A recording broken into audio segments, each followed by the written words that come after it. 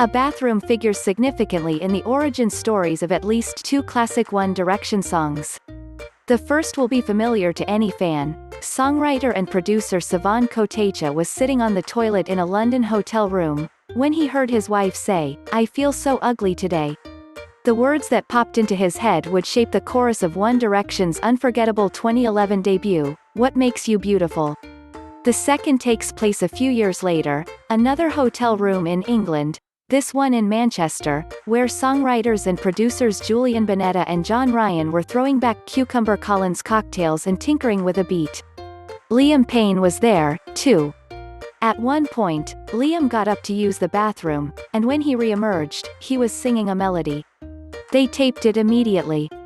Most of it was mumbled, a temporary placeholder, but there was one phrase, "better than words." A few hours later, on the bus to another city, another show, Bunetta and Ryan can't remember where, Liam asked, maybe having a laugh, what if the rest of the song was just lyrics from other songs? Songs in general, you're just sort of waiting for an idea to bonk you on the head, Ryan says from a Los Angeles studio, with Bunetta.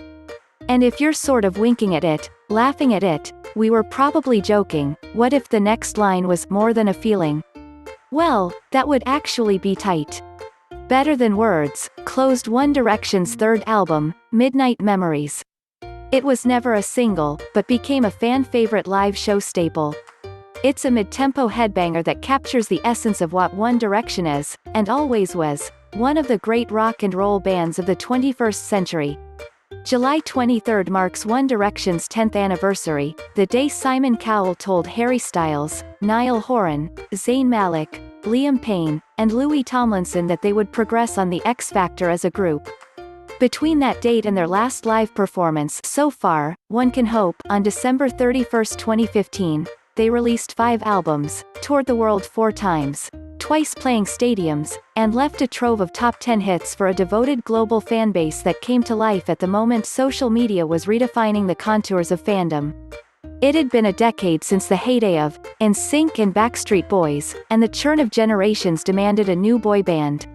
One Direction's songs were great and their charisma and chemistry undeniable, but what made them stick was a sound unlike anything else in pop, rooted in guitar rock at a time when that couldn't have been more passé. Kotecha, who met 1D on the X Factor and shepherded them through their first few years, is a devoted student of the history of boy bands. He first witnessed their power back in the 80s, when New Kids on the Block helped his older sister through her teens. The common thread linking all great boy bands, from New Kids to BSB, he says, is, when they'd break, they'd come out of nowhere, sounding like nothing that's on the radio.